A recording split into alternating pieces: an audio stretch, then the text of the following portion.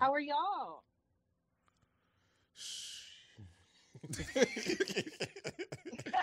Hey, money gonna look my way. It's like somebody, so Jesus, take the wheel, please. Ay. I don't know, B. I think I'm good. I'm trying to figure this shit out. Man, think I'm good. Ain't that the truth? Man, What? I ain't gonna hold you, shawty. That you know I'm chilling. Nah, fam. I don't know. I don't know. This shit wild out here. Oh, it's been a minute. It's been a minute, y'all. I caught. Monty, do you be feeling like lost? I be feeling lost. Without the show or just in general? I mean, just in general in life. Like, yeah. You ever be just feeling kind of lost? Yeah. Like, yeah. That's how. Yeah, nah, hella. Kind of like, what the fuck is supposed to be going on right now? Is this what's supposed to be going on? Oh, okay. You know, that's what it's like when you paving your own way. You feel me?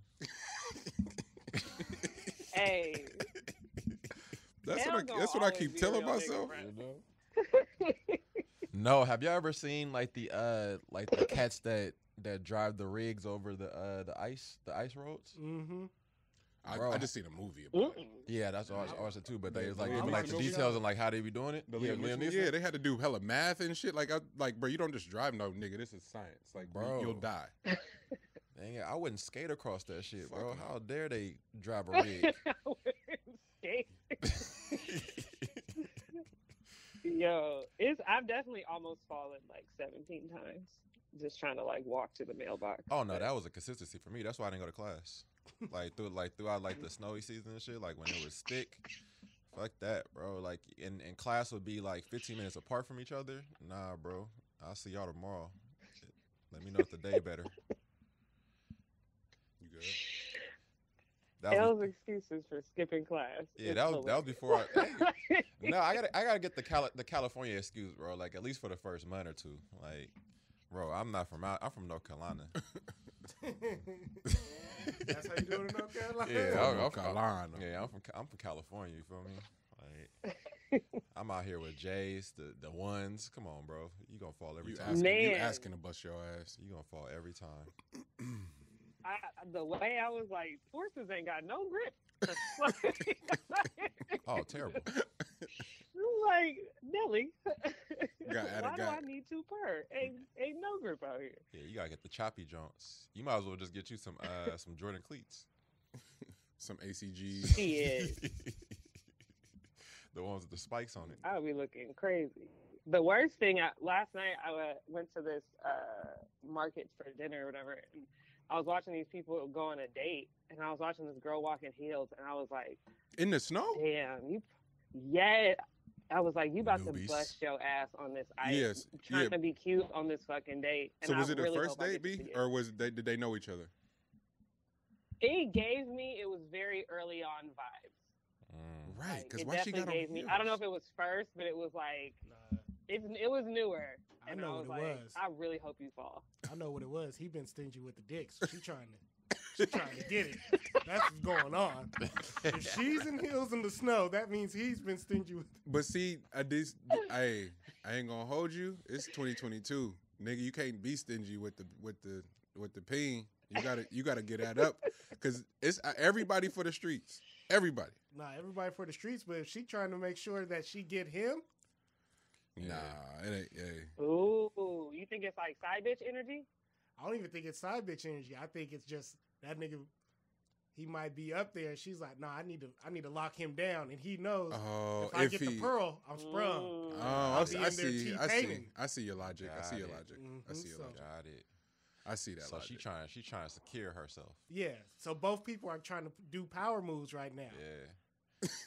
Wait. I just feel like a nigga would look at me like I was crazy if I was wearing like. I feel like I need him to be logical more so than he is visual. Is that a wild ask of a nigga? For him to be logical or for her to be logical? There's no such thing on him. That nigga probably didn't want to go to dinner, let alone have her in some heels. I was about to say, it's snowing outside. It's snowing? I got DiGiorno pizza and Campbell's right? at the house. I guarantee you that date was her idea. It's fucking snowing outside. Also, people deliver now. Like, make them go out in the snow. and just shoot them a tip. What are we doing? I just want to live my life. Hey, bro. Don't trip. I give you $2 delivery tip for that. Appreciate you. Oh, I love it. We stay away for however long and come right back to our toxicity like nothing happened. It's awesome. This is what the people missed us for. Hey, you know, I'm just trying to. I just want to make sure I keep circulating in the economy. You feel me? So like, if it's snowing, bro, I'm staying at the house. You deliver to me. Hey, you can wear heels around the house if you want to. Who got more death threats while we was gone? I don't know. My text message was full of them. I'm saying, Who got more death threats while we was gone? Oh yeah, that was crazy. Yeah. Hey, I'm just gonna say right now, I'm sorry. Right. I didn't mean nothing by it. I just kept saying, "Oh, we working on stuff." right. You know, you know what I'm saying? Like we rebranding shit. We rebranded. I went to rebranding every time. I don't even know what that means for real. Hey, the other thing that worked for me, I was like, "Hey, I got the vid. I've been down." It went. You gonna death threat me when I was on the death bed? So the rebranding only lasted for the first 2 weeks, and then it was. Then I blamed it on you. Then it was your fault the rest of the time. I was like, "Yeah, that nigga's sick, man." Bro, that's how I know that was Money's go-to is because Money used that in our group thread, like in the Meet the Brave group thread. It's like you know, Lex still ain't 100%. I didn't have nothing else. I didn't have nothing. That's all I had. Oh my god, that was his default, boy. Man, well, shit. I'm glad to be back. I'm glad to be back with fam. Be out in the fucking snow and shit. You safe though, huh? Oh yeah, I'm out here doing photo shoots in the snow. I was about to say, of course she's safe. She done did the whole thing, a whole photo shoot. You ain't seen it? For what? Shouts out to B. She got a photo shoot? Photo shoot? Yeah. For the LBR apparel. Hey. Hey, them colorways. Y'all colorways is crazy. What color did you get, B? It's like a teal. Oh, okay. Oh, so you okay? I see what's going on. Okay. You big safe then. You doing photo shoots and shit. Brand ambassador. Did you put influencer in your shit? Nah, I was just like, hey, it was my friend's her building complex. I was like, hey, I need you to get these flicks off right quick for the homies, you know. That part. Brand ambassador B. You gotta embrace that though. No. You at L came in here with his edges laid. Not this nigga with the edges. Nah, I got. How long is your hair now, L? Is it down your back? Hey, if he press it though, it's getting there for sure. You got some finger waves coming for us? Yeah, like I'm gonna let it be like the way it is, but it's getting there. I got a new throughout the night conditioner. Shit is fire. Nah. Man. But no, I was like, I just thought the color would actually look really cool against the snow, so I was like, let's do it, and then get our ass back inside. Man, what else as far as like on a quick check-in before we get to the shits, like as far as like niggas' mental health, are y'all good? The amount of, I don't know, suicide is prevalent. Like, let's not act like it's not a thing. However, it felt like the last few weeks was a little bit more turned up, give or take. Or maybe it was just like out in front, or because it was the celebrity attached to it. But I think more unsettling were the conversations that ensued inside of that. Especially this gonna sound really bad, but from a race standpoint and an elder standpoint, like for whatever reason, I've just become so unconcerned with white folks, or not just even white folks, but other people who identify as other, and their takes and what they have to say about things that involve us. But I am alarmed when we cover shit and you go, wait, what? Like, what? How are you walking around with that take or that opinion or that stance? And I don't know, bro. I don't know if y'all peeped that, but a lot of the coverage, Regina King's, not Regina King. No, you're right. That's right. Yeah, Regina King's son. Is his name Ian? Yeah, Ian. Oh man, rest in peace. And then the Miss, was she not New Jersey? What was she? Was she Miss America? She was Miss, yeah. But like as far as like black women, that she was like one of the first, right? To win. She wasn't one of the. It was the first time that I think all three were black women. Oh, where it was wow. like Okay. Miss. Okay. Was it Miss America, Miss Universe, and Miss something else? How do we? Because it's not Chelsea. Chelsea, Chris. Yeah. Chelsea Chris. Okay. Chris. Rest in peace, Chelsea Chris. The conversations that ensued post both of their untimely deaths, and then the amount, you know how the internet worked. People were going back, pulling up tweets and IG posts and so forth, and it was like the evidence is right there. Depending on who you are, how serious you take the shit. I unfortunately have just lost too many people. One is too many, but after you get into the double digits, you really can't play with, oh man, I'm having a bad day. Well, bet I'm about to pull up on you because you might need a little bit more extra than just a phone call. Lex, I know you as well. B, I'd imagine. It's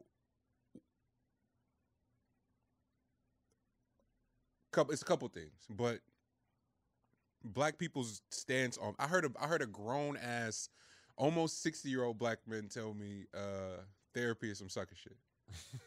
And he meant it. He meant it, and y'all would be proud of me. I didn't get offended. I wasn't offended. Therapy's been working.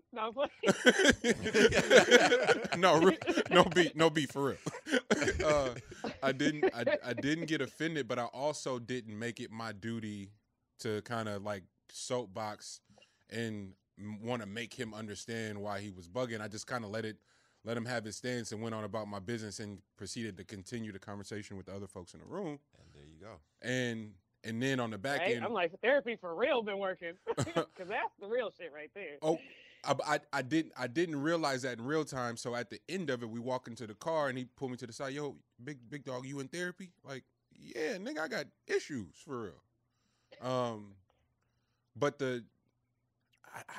I don't even know, y'all. I guess it bothers me, especially in today. Like, our disregard for just information and facts and discovery, right? Like, yes, I may have a stance, a notion, my intuition may be telling me something, and then the science just goes, boom, here you go. This is what's happening right now. And in my mind, there's no way you get handed some information and go, yeah, fuck that though. It's what I want it to be. There seems to be a high dose of that in our spaces and community, and now I'm just perplexed and trying to figure out how long that's been the case, and if that's always plagued Black Americans specifically, where we just ignore the information, because information and the numbers tell you. Mental health deaths, suicide deaths amongst Black men are at an all-time high. Like that number's scary high, and we got grown ass niggas walking around talking about therapies for suckers.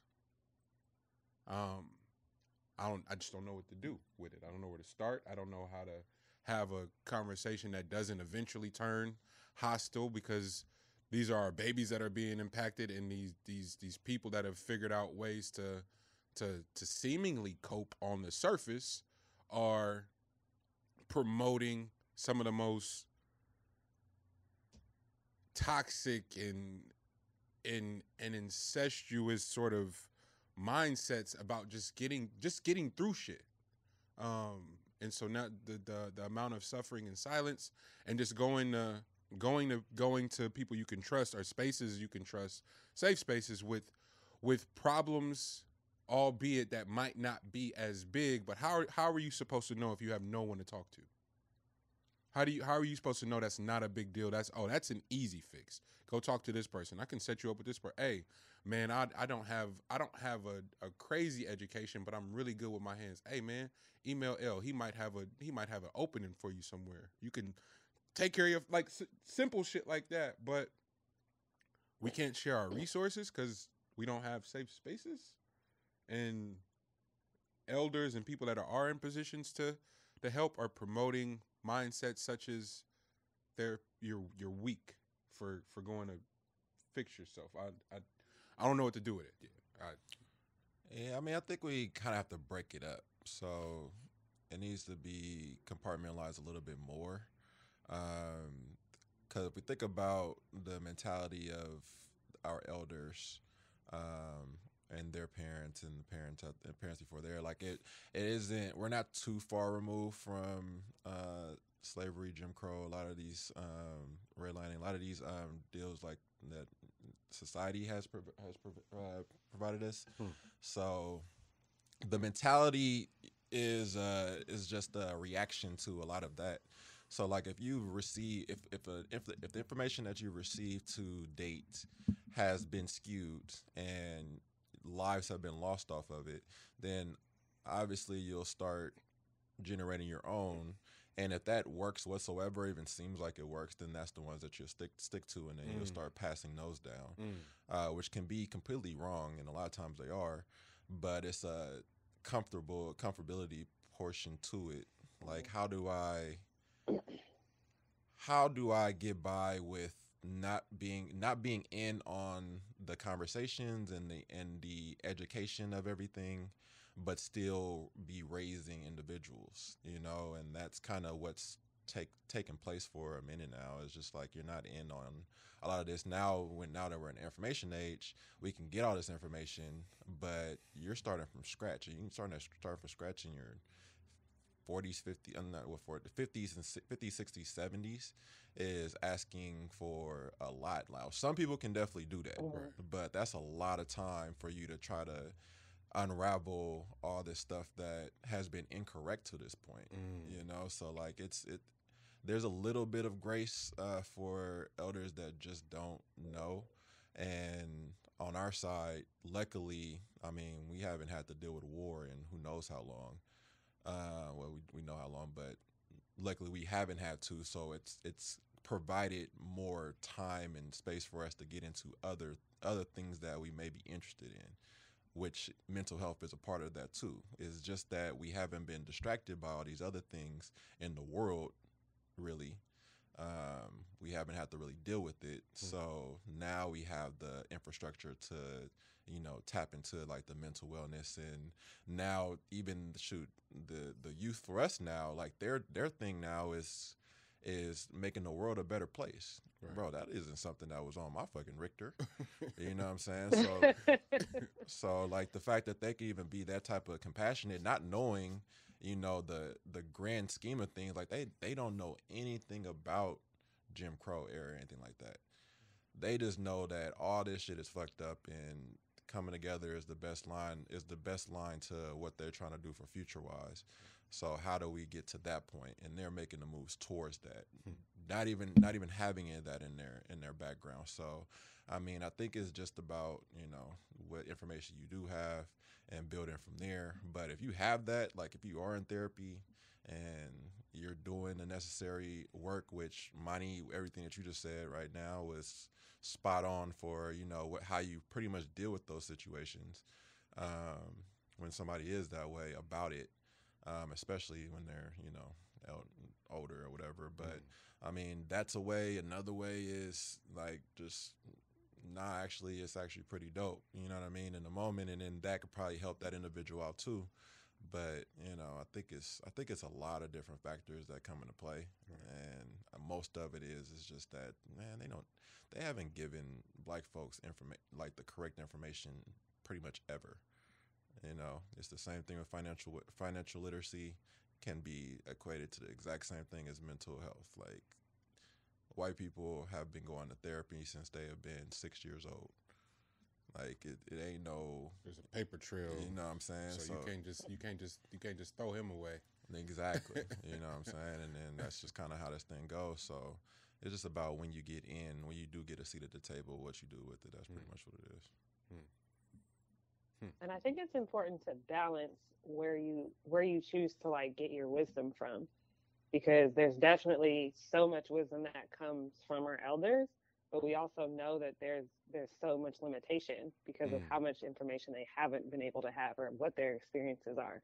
So I think that we have to balance like getting wisdom from our elders, but also getting wisdom from our youth. Like both are valuable. That's why community and tribe is so valuable across the board, is because wisdom isn't only just with age or maturity. Like there's wisdom in younger ages as well. There's wisdom in the way that you get to show up so present, so unhindered by all the other things of life, and to get to focus on things that they're passionate about or value or matter, and be able to get the information. So like, it's just to me, I just go like, there's ways with the youth that there's so much wisdom there, and there's stuff that you're just like, you're 15, like this will change.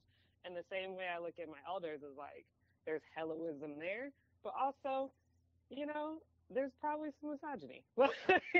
As well too. Like there's just maybe just a little sprinkle. So it's kind of like there's nuggets everywhere, but that's why the community should be a contribution by everybody, so that the entire thing gets lifted, as opposed to like one versus the other. B, I thought you made a great observation. I was wondering where it stemmed from. Was it the comments or just the energy around Toby Wigwe's last drop?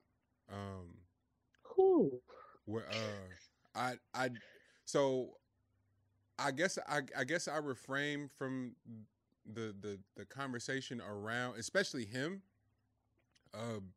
because I identify so much as both a fan and someone who aspires to carry a similar message.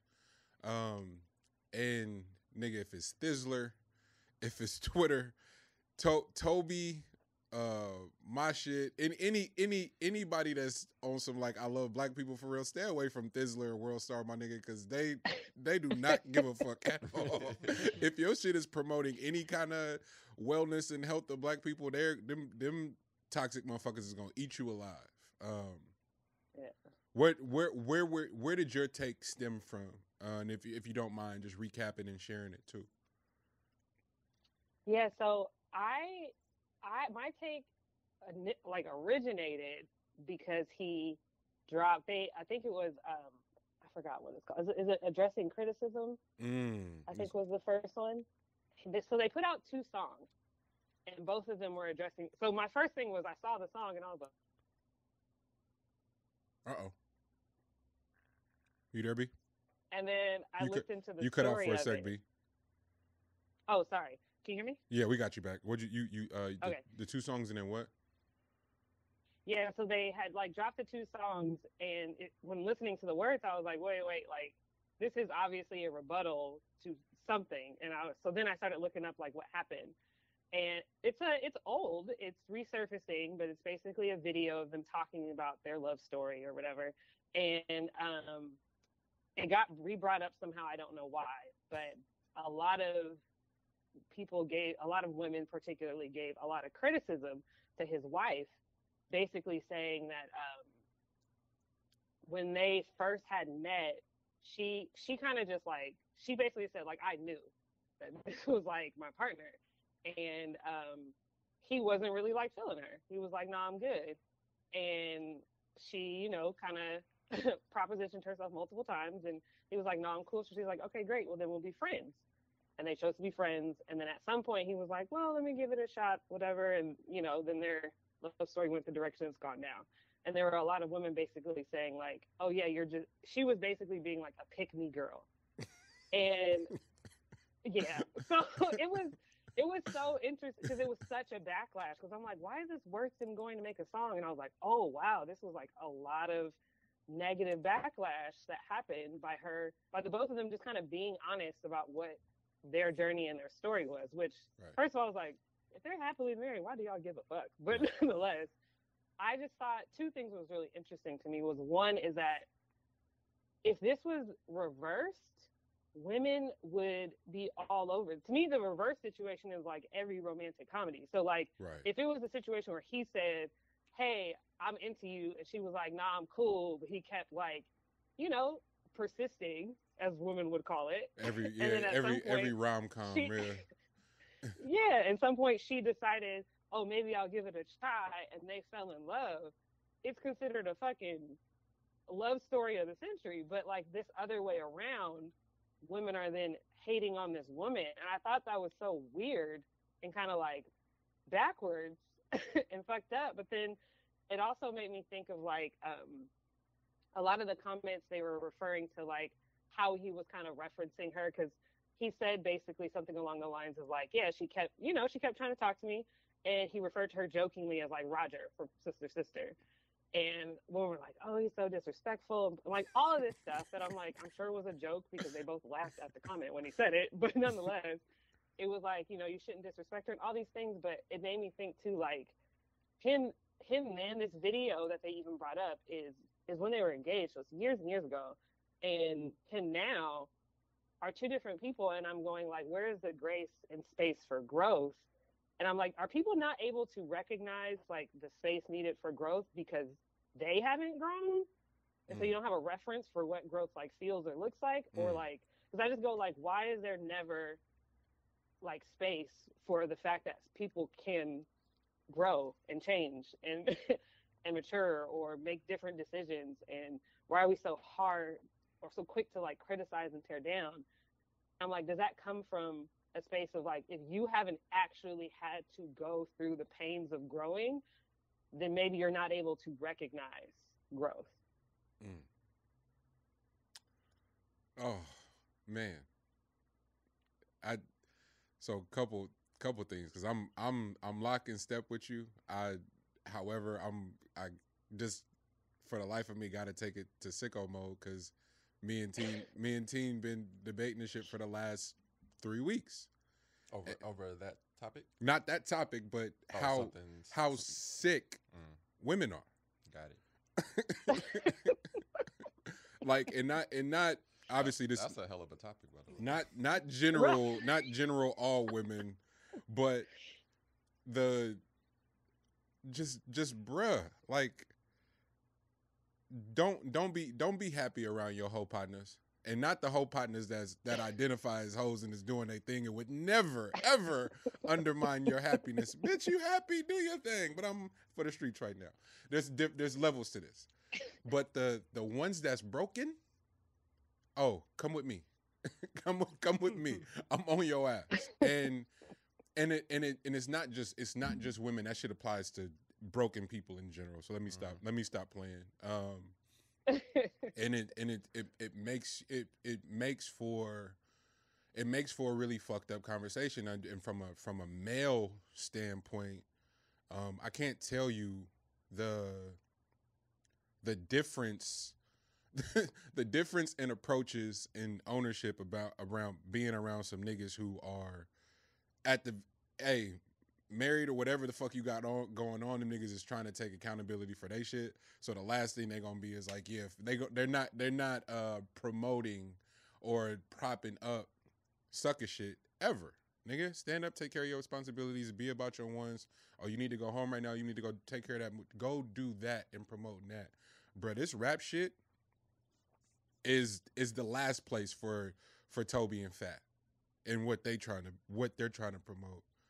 Growth in marriage and unity and all this shit. Yeah, right. Nope, not here. It's still the kid. B Walk sent me the shit from the kid. I forget the kid that has a song, but he's breaking down his lyrics on Genius.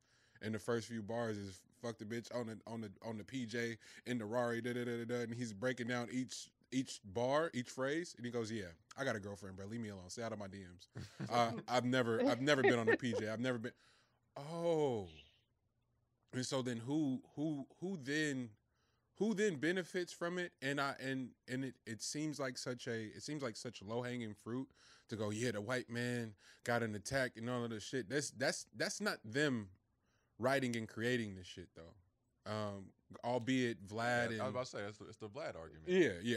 Albeit Vlad and Adam 22 have this weird fetish with black folks, and I get it. I get that part. However, it's some niggas right now in the studio on a Sunday morning going in they mama crib making a character right now and about killing hella niggas and fucking hella bitches and ain't doing neither one.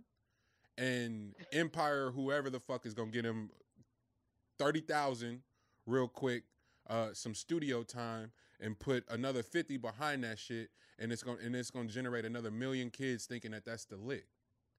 Meanwhile, how on earth do you man, woman, or other go watch anything Toby Wigwe and his wife are generating as far as content, storytelling, music, and Nell, shout out Nell, the whole team? How can you sit there and have anything bad to say? Like you know how sick you got to be to go find something wrong with them? And that's the internet.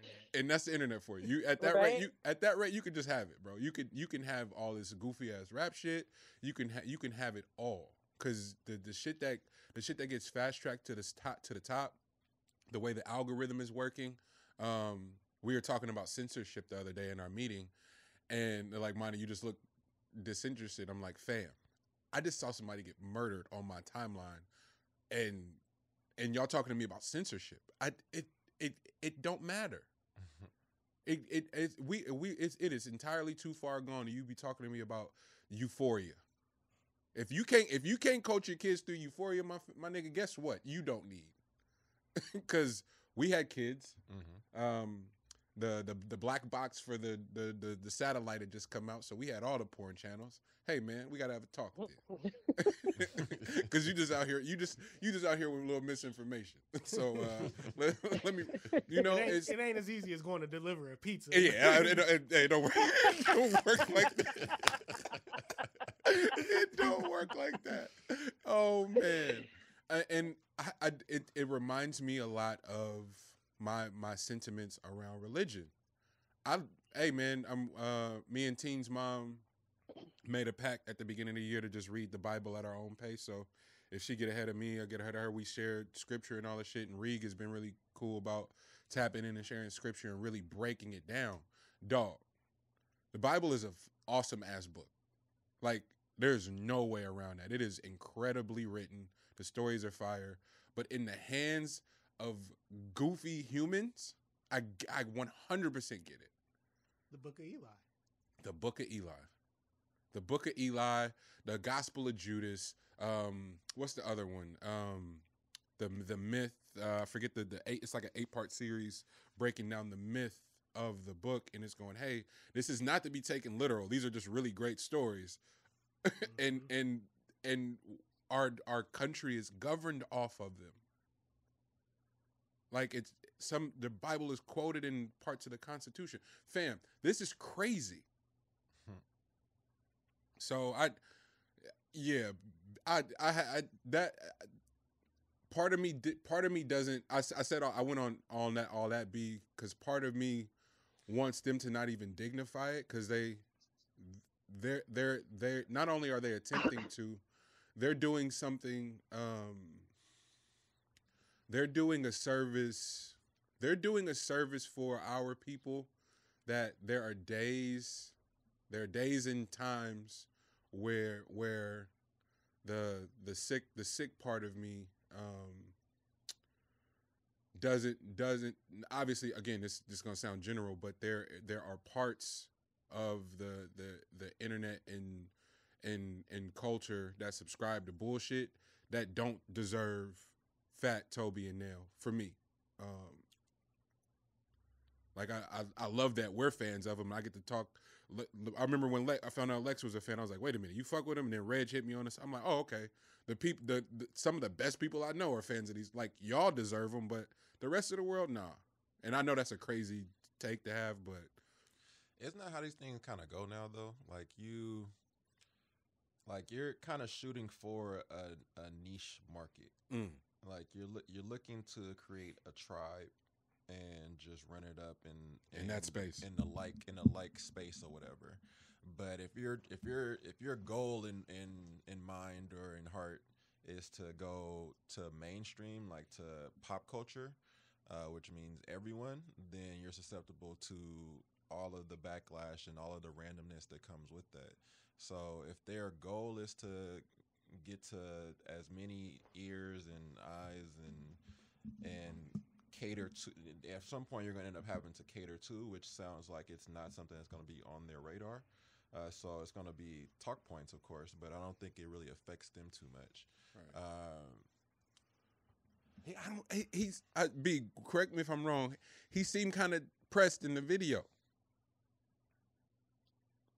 No? About the response? In the response video, yeah. No, I mean, because he didn't, like, the original video that they were talking about is, like, posted on her page. It was from a while ago. It got re-brought up, but they did release 2 songs. I'm sorry, the songs. I mean the songs. Yeah, they are. So the songs are a response. Addressing it. The songs are a response. Yes. Got it. Are direct responses to that. But I will say this, though, in the same vein. Yes, they addressed it, but these niggas about to make a bag. Like, okay. The second song, the Unfollow Me one that he just dropped today, I'm like, oh, that's going to go viral on TikTok. No, like, easy. Go, like, but start. They created 2 songs there. that, like, are easily about to get them a bag and let them say what they got to say. I don't like how the unhealthy, sick ass niggas get to kind of just be macho bravado. Start with the Unfollow Me shit. Fuck y'all then. Like, start there. Like, stop holding grace for sick niggas, bro. Let them niggas die where they are, bro. I don't care who you are. That's kind of where I'm at with it. Fuck out of here. Like, my mentality is fairly simple when it comes to dealing with the grand scheme of humanity. You know what I'm saying? Like, I think as far as like your chakra, like what is consistent to you, if you're staying along that line, then by all means, you'll be a-okay, like mentally. You know, we were not meant to communicate with this many people at once. No. And that's the reason why all this sickness is coming about, is because, like, for one, nobody's working on themselves whatsoever. People were this microwave. I changed you something. This was actually what I was gonna ask you, Money, as far as the music side. Is that a term that that y'all are using as far as like when you're making your albums and stuff like that? Is the ADHD friendly? Bruh, okay. Y'all got more to say about Toby before we go? Because the L gonna send me on one today. Why would you ask me that, dog? That is so messed up. Because we've been, you know, when working on Kevin's record, it was like, hey man, let's not make people sit through 60 minutes of music. I'm with you. I get it. I'm 100. But okay. I'm willing to reason. Now I swear I thought music was meant to be like it felt. You know what I'm saying? So like how do you put how do you put a cap on feeling? How dare you? And so that is what I'm gonna keep being with y'all. I don't know how I'm gonna get through this shit because it's not designed for me at all. The super fan who, if Party Next Door, if Cleo Soul, if Salt, if Dot, if D'Angelo, if they dropped a playlist of 100 songs right now, guess what I'm doing today? The whole day. And I go to these concerts and they're sold out. So I know that these people exist. However, where along the way, the people who control said algorithm, who have relationships with Atlantic, with Empire, with Universal, with Interscope, get to go, hey, Ari, nah, you don't get to do what you want to do. And then Ari lashes out. Now Ari crazy. No, fam, I'm a musician. I tell stories, and y'all trying to make me play to this algorithm that says, hey, if I post every day on my real story and my feed and I have this and bro, stop talking to me about the music because a hit comes through and then y'all shift the algorithm to what the hit says. So it's not based on nothing other than y'all just guessing too. But now you're removing all of the feeling out, and this is what's leading it, and you're trying to tell other aspiring artists, this is the formula, this is the formula. Whack 100 is on Clubhouse telling people the formula for hits. He manages Blueface, people. Just want to put that out there. He's telling the next generation of artists what the formula is. So yeah, we're fucked, if that's what your question was. Yeah. It's sick. It really, really is sick. That's what I was thinking, because I'm like, that was a hell of an album, but also, I wish a lot of these like songs that were like going the way they were going were longer. And it sucks because because you're making great songs and you're making sure that this thing stays at about 2 minutes and 30 seconds. Oh, yep, that's it. Nope, don't go over 2:30. Don't you dare. Don't you dare. Bro, get in and get the hell out. Let that song be 3 minutes long. This long ass song. Oh, 3 minute, 3 minute rapping ass nigga. So I was about to say, so put me in that mind state. I was like, wait a minute. So that's why Eminem is a dinosaur right now. Cause like, bro, he'll get on somebody's track and rap for 3 minutes straight. M is doing 64 bars no matter what. If I can't do 64 bars, get off my phone. I need 64 or no. Everybody think Joe Budden not rapping because he doing the podcast shit. No, Joe does 64 bars out the gate. Mm-hmm. Need a feature from Joe? Hey, you know it's gonna be 64, right? Hey, Joe, you know it's only 2.5 minute songs. Oh, so it's just my song. I know it's gonna say your name on it. It's just my version. Drake thing? We doing the Kendrick and Drake thing? Hey, sending Joe a beat for a feature today. That nigga rapped the whole 30 minutes, and you go, guess that's the song. Yo, that's where we at today. That's hella funny, yo. That's where we're at today, and it makes me it literally, man. Working, I got to play like some of the music yesterday, and I've never been prouder. But I had to cut 8 songs. Really? Yeah. Because of that reason alone. Hey man, this is what the algorithm is saying you're performing at. As from a business investment standpoint, it's just not. Don't give all of those away and have them lost in the shuffle of. I'm like, bro, this is I don't care, because the little 12,000 that fuck with me consistently. Hey, give it to them. Why do I have to? Why do I have to be worried about people who aren't checking for me already? That it feels it's so counterintuitive. But I've been on this fuck your intuition thing for the last few weeks, so I kind of gotta listen to the people who are the experts now. It's stupid. I'm drowning, people. If you can't tell, if you can't tell, I'm drowning over here, B.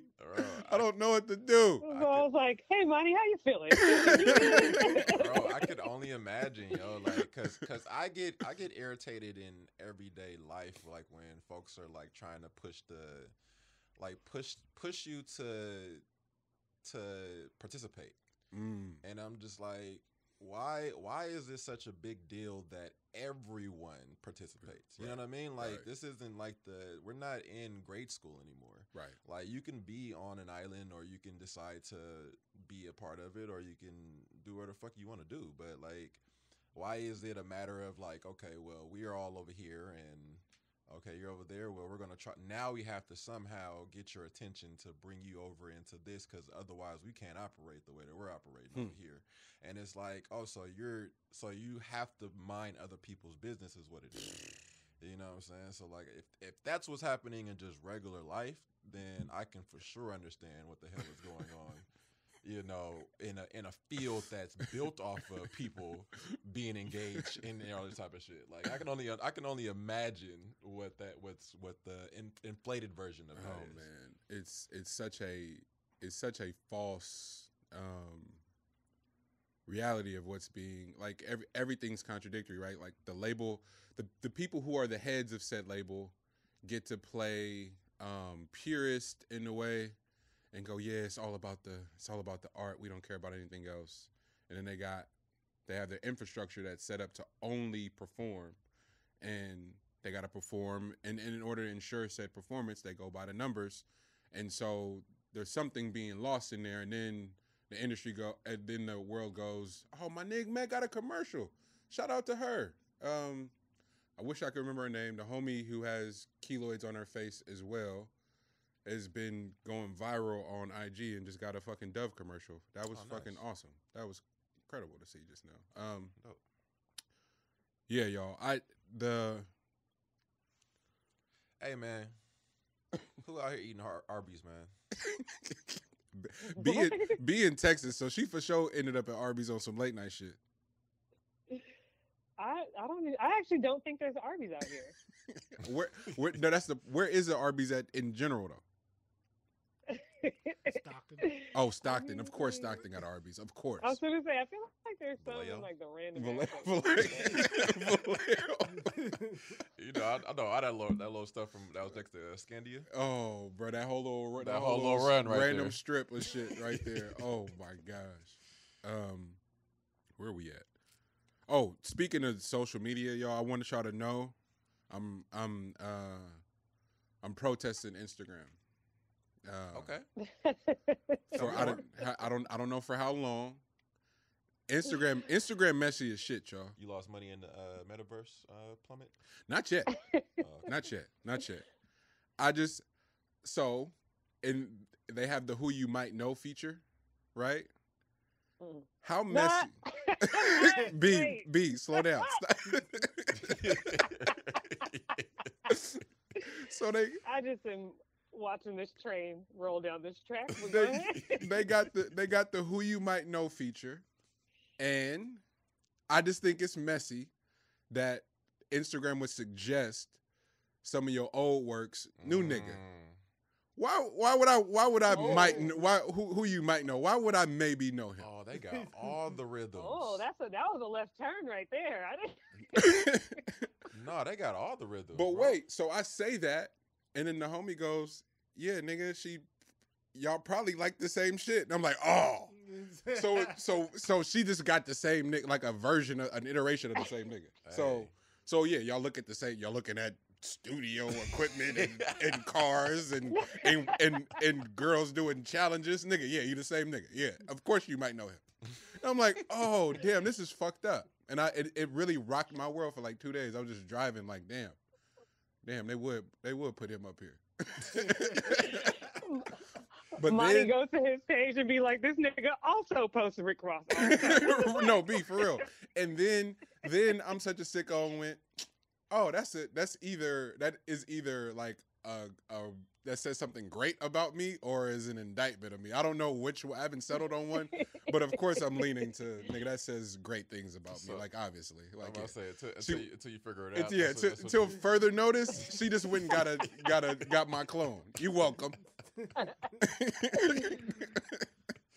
Thank y'all for letting me get my toxic shit off. I don't have nowhere else to get it off. Hey, but if she can't have you, then you know what I'm saying. She gotta build a nigga. Gotta build the money. Build the money. Ooh, prototype. Andre I hope that you're the one. If not. Oh, this is toxic. Y'all wildin'. Y'all so wild. I blame y'all.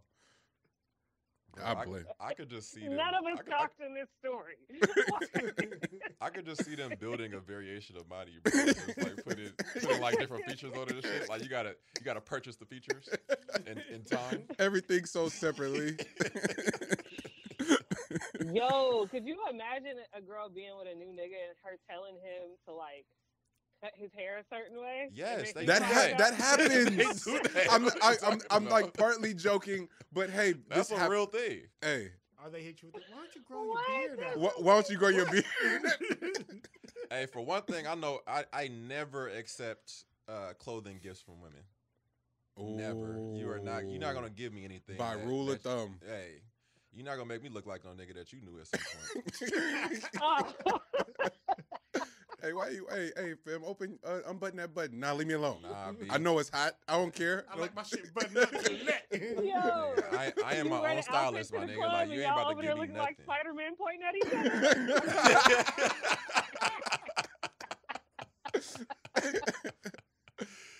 Yo, for real. That is hella funny. All time, don't even give me nothing, bro. Nah, think about it. I don't even want no coffee. Nigga probably drinks his coffee. Yeah, you feel me? Chill out, bro. That's hella funny. Confidence is earned. Ooh. Lord Jesus. Yeah, B been out there in the snow. I guess. Yeah, right.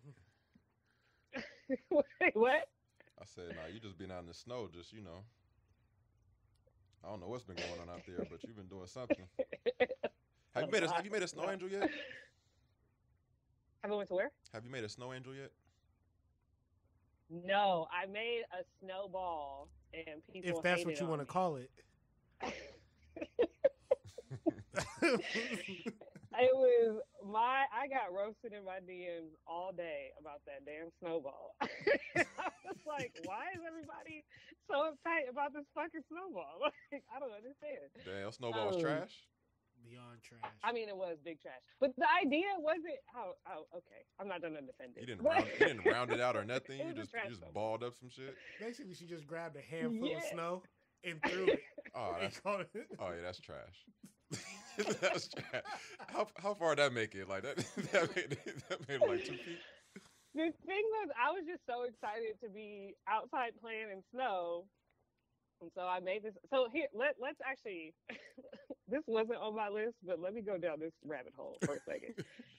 I thought it was hilarious how so many people were responding and joking about how it was a terrible snowball. So I'm like, we're laughing, all the shit. Somebody comes into my DMs, a man, of course, and goes, he said something along the lines of basically like, this is one of those times when recording goes wrong. Like, you probably should have just not even recorded that. That should have been a moment you should have just had to yourself. Wait, that doesn't even look like a real snowball. Yes, whoa. Y'all. Wait. He wrote all that. He gave you a paragraph. Yes. B, you was already my nig. You was already my nig. But come on, fam. Let me just one time. Just one time. Just let me at him. For real. This is crazy. Niggas are See, this weird. is the moment where I tell people, like, for one, like, people show their misogyny because I'm like, why did you feel like you needed to come in here and tell a woman this weird ass unsolicited advice? Like, I'm not in the fucking national, snowball competition of America, nigga. Like, I'm just playing in snow. Like, who cares? Also, it's fucking Instagram. Like, I don't take this shit serious. Nigga, I got 1,000 followers. Like, why do I care about what a snowball looks like? Why do you care about what my snowball looks like? You should have left that off the gram. It wasn't perfect. Nigga, fuck out of here, bro. People are sick. Like, who's looking at it? Should've left that and off the gram. It's crazy to me because I realized that I'm really, really triggered by, like, unsolicited advice. Like, I'm sure. like, you are too? Huh? You are too? Oh, but people don't do that to me. Like, they know better. Damn. You same way? It sets me off. Damn. And my thing is too, like, as someone who genuinely does love to learn. So, like, I'm always asking questions. Y'all know me. I'm always asking questions. If I'm in a space, like, for example, when we were shooting the sketch or whatever, like, if I was in that space and, like, Lex or somebody gave me advice in that moment about shooting, I would take it because I'm in a learning environment. Right. But, like, it's this shit where I'm like, I am literally 3,000 miles away, minding my own fucking business, having complete joy in my life, and you feel as though you need to tell me what I should or should not be doing. And the reason I'm, like, extra lit right now is, like, this happens to me multiple times across multiple people, and it's always men, and I feel like it's their weird, like, let me say something to you, whatever. Like, I don't know what it is. Yeah, let me say, like, something, though. Yeah. Do not come into my space and tell me and give me unsolicited advice about some shit that ain't got nothing to do with nothing. Like, so we can joke all day, but what the fuck is this? Stop me if I'm wrong, B, but I'm guessing. I'm only guessing because this makes me feel nasty. Ew. Cause Nick, oh fuck. So okay, cause you already like, yo, I love to learn, and ain't nothing wrong with, like, some constructive criticism like that. That's how you feel. But then niggas can fully have that encounter and walk away and go, yeah, you can't tell her nothing. like nigga, I never. Yes. Oh, that's all the time. That is crazy. All the fucking, like, I had a whole, when y'all asked me that one time about, like, when we talked about, I'm telling on myself, but who cares? When we talked about, like, what's the craziest shit, like, a girl has done, or that, and I said, like, the crazy shit I did or whatever. Uh-huh. The context of that was in, like, I had gotten into an argument with somebody because they had did some shit where it was some very unsolicited advice. Right. And I was very clear about how I didn't need your unsolicited advice. Did we air that? And they lost their shit. We never aired that, did we? That wasn't on air when we did that, was it? No. Okay. No, it was on air. Oh, what's on air? Oh, what's on air? Because I was like, yeah, for the listeners who don't know, B is definitely the sickest of us all. But it's like, yo, y'all know that already. She totally said it on the show. We left it in. Yo, they Pause. lost their shit. They were saying crazy, like they fuck you, said some shit about my mom, like hella crazy shit, like lost their shit, and I was like, oh, okay. Damn, like, not talking about moms though. That's kind of out of bounds. Oh, it was crazy. That's out of bounds. So I was like, okay, well, I'm gonna hurt your feelings now. Now you set me on the course to hurt your feelings. Yeah, but I was just living my life. We were just having this conversation last night, but like, as far as like folks being overly soft. You know what I mean? Like, the things that get underneath people's skin is ridiculous. Or just like the things that like that warrants people to like engage for some reason. Bruh. So like I don't get it. Like I don't understand, and it really comes back down to minding other folks' business. Like, why do people need to mind other people's shit so bad? And I wonder if we've all just signed up for that shit. Bruh. Uncle Monty has officially been banned from all CYO basketball games. The Deuce shout out Ari. Shout out Deuce Tiff. Ari's 12. They're kicking the other team's ass is 26-1 or whatever. Their coach goes, "Hey, no more fast breaks." All right. What? Fuck are we doing here then? Like what they sign up for then if we gotta just no, fam, that's not how hey. I don't know ne'er bill collector that go, "Hey fam, you seem like you going through a lot right now. We're gonna lay off you." It's not how it works. So turn this shit up. so either they quit or they come correct next time, because that's not why I'm here to come play cute. Yeah, we don't do this participation shit. Nah, man, get out of here with that. I mean, you can participate, but you can also leave here with your feelings hurt. But then also back to the beginning though, that Toby conversation being when you was like, "Yo, dude, are niggas not growing themselves? Like you know how much grace you need in a practice. You're trying to like say there's been times, I'll speak personally, where I haven't shown up to season in shape, and it's like, yo, you got it, hey nigga, you got a month, you better figure it out. And the amount of support, grace from teammates and shit that you need to push through and break through it don't look easy. It's not easy. It don't look like being coddled. It don't look like none of that. It look manly. It look like it sounds, bro. It's tears, it's snot, it's towed up, it's all the shit. And you get on the other side of that and go, oh, I got a whole new threshold and a whole new understanding of what just being dedicated to the work of growth looks like. I can't entertain nobody that don't understand what that looks like. And I feel like oftentimes you could hear that in people's vernacular, like how limited how limited their cipher is, how limited their vision is, bro. Like that shit it's prevalent. It jumps out, and then I'm so goofy, like I can't not glaze over. My eyes will tell you I checked out at some point. Like it'll just be like, oh, that nigga's not listening no more. Yeah, because you not about shit. Yeah. Oh yeah. I mean, I think that it's like I just feel like it takes zero work to project. Like for me, like I feel like none. You've done nothing to provide your opinion. Man. So why would I even take that into account? You know what I mean? Like it'd just be like, bro, like for one, we ain't been around each other enough for you to even have an opinion about something. So you just putting it out there like that is null and void. But then too, like, I see what you be doing. Right. Most importantly, ain't nothing about your lifestyle say that you should be giving anybody opinions about anything. You know what I mean? Like, I ain't seen you post shit about snowballs ever. You know what I'm saying? Like, hey, where your snowball at, nigga? You know what I'm saying? I ain't seen a snowball from you yet. Nah, for real, B, I think really what it is though is just like cats just putting their applications in. You know what I'm saying? They're trying to show you how great of a house husband they'll be. You know what I'm saying? Like they just trying to let you know that they can lead. they walking in there like this is what I could do. Look at this snowball. Look at it. I could hold my crown in this household. You feel me? B to your, I don't know if those go together though, but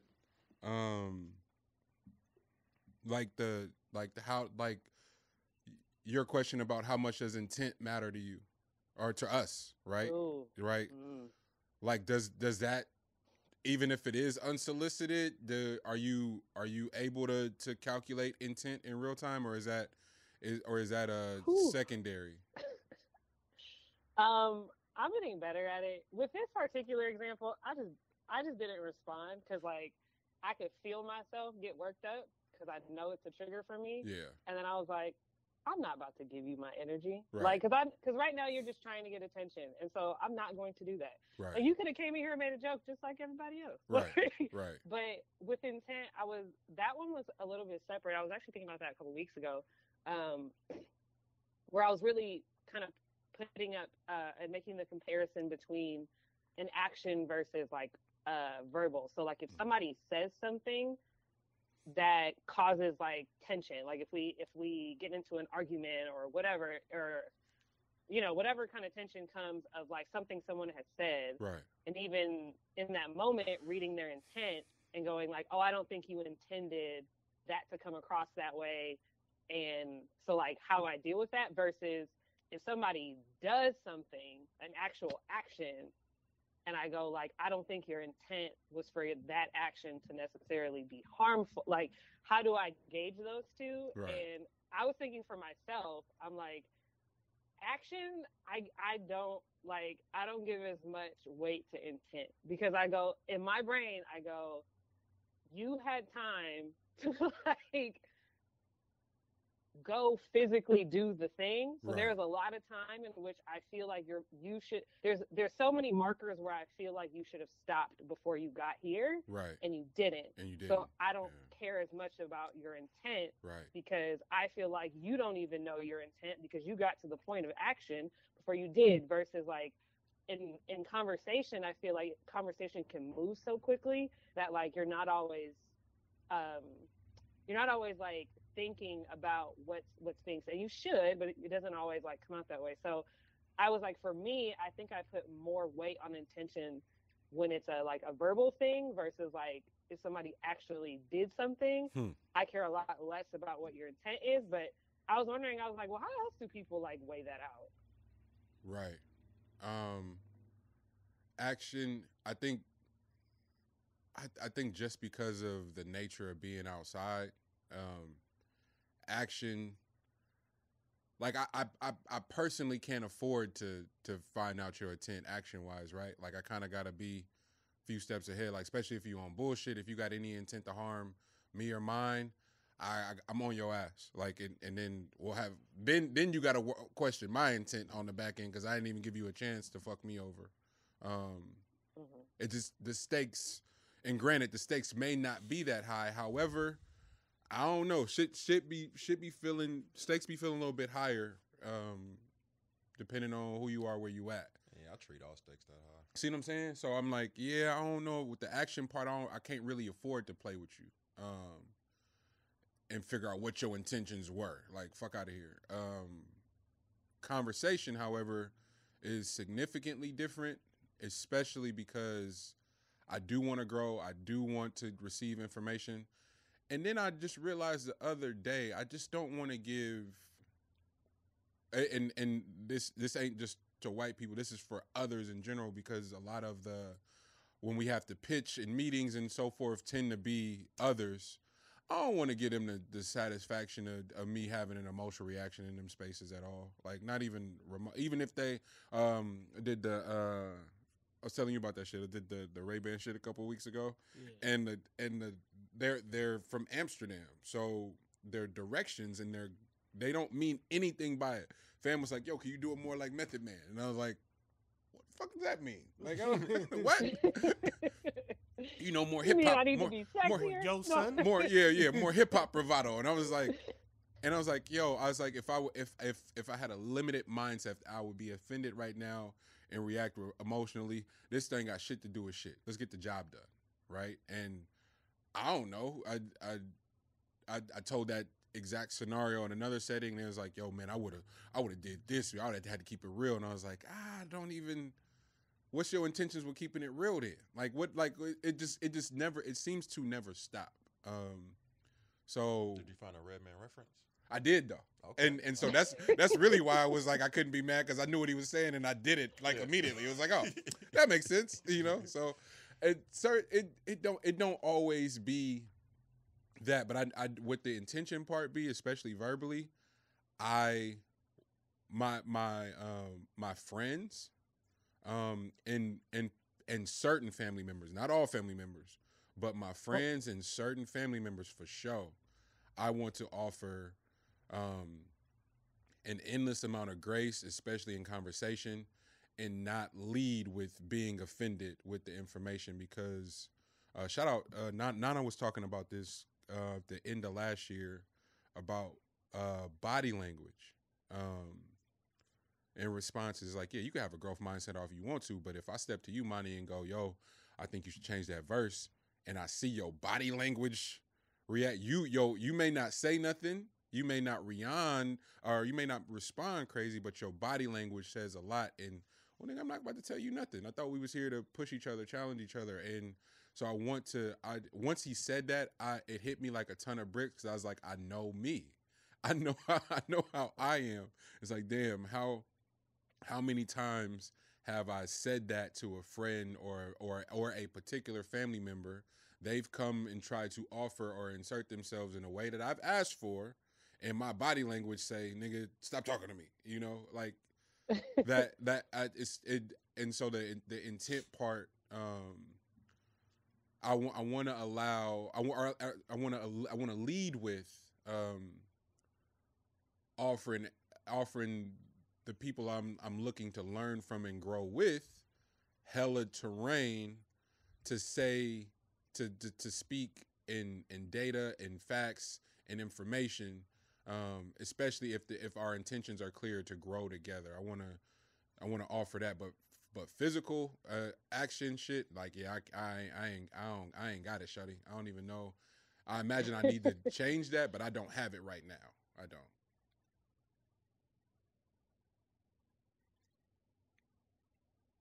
Agreed. Yeah. I thought that they was gonna give their viewpoint. You should have seen how I looked at both of them, like, yeah, that part. What if it's like, okay, so when we talk about action, right, kind of how you just phrased it, in my mind, I kind of hear it like in a situation where,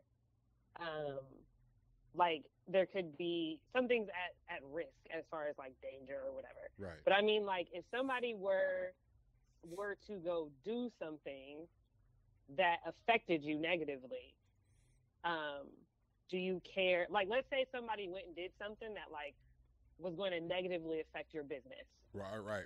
And then they got back and they were like, oh, like, shit, like, that wasn't my intent, but the action has already been done. Like, do you give a fuck about intent in that case, or are you kind of like, nigga, you fucked up the bag? Like, it's another one of those spaces where I don't know if I can afford to play with you, because what like now we having a whole nother conversation. What is your status? And I've been having this conversation for the last few weeks too. It's a lot of newfound entrepreneurs and creators because of the pandemic, my nigga. I get it. Like, y'all, it look enticing, but this shit ain't sweet. It's not sweet. It's scary. You be broke some days. You don't know where the next bag coming from. And so everybody playing entrepreneur and artist and shit. Yeah, cool. But you come over here fucking up this situation, we're gonna have a problem. I'm knocking on the door of my 10th year. It'll be 10 years in fucking May. Stop playing with me. Like, it's been too much time built in. My name is like, I had one of these bitch ass niggas out here try to go throw smut on my name, and then luckily I've been moving thorough, because everybody nigga tried to go throw smut on my name to it got back to me. It was like, yeah, that nigga don't move like that. You got bro fucked up. Simple as that. Like, you know. So it's it again. I'm ranting. It is all so subject to the party, the relationship to said party. But I can, if the example were the shit that's happening out here in this incestuous ass, grown ass bitch nigga Bay Area scene, it would be a problem. Cause these niggas is hoes for real. Yeah, Money's talking about some like actual life shit, which I fuck with. You know what I mean? Because this is like the realm that I operate in.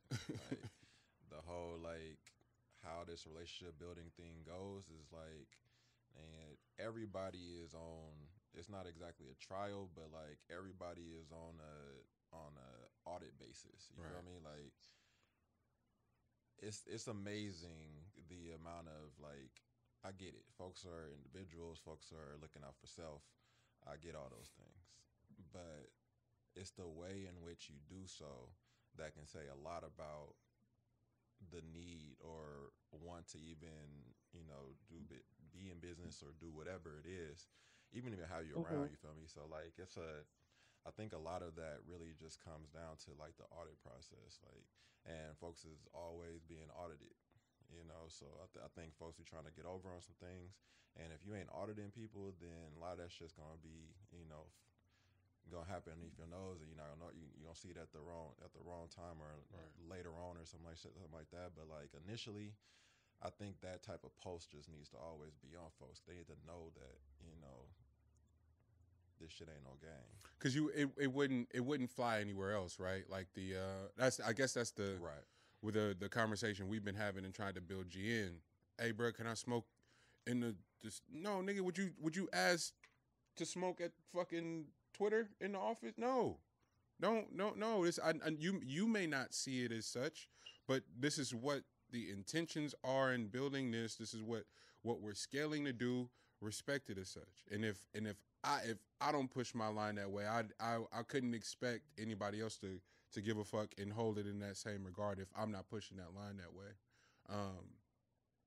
So yeah, I don't know if that I probably still ain't answered the question though, B, but yeah, it's No, you did. Okay. You did. Okay. What was damn, I was trying to your unpopular opinion. It triggered me because it's like that's why that's my nigga. Absolutely, that's how that goes, right? But what is and as you're answering this, frame the topic if you can. But what's the point of finding offense in shit that we know to be the case, right? Like, it's we like wait, why are you offended? Right, the whole hopefully we'll talk about the Joe Rogan shit, but poor Joe, like, y'all about to have my black ass up here defending him, and it's like this is annoying. It's just more annoying than anything, B. But go to your unpopular opinion, B. Oh shoot.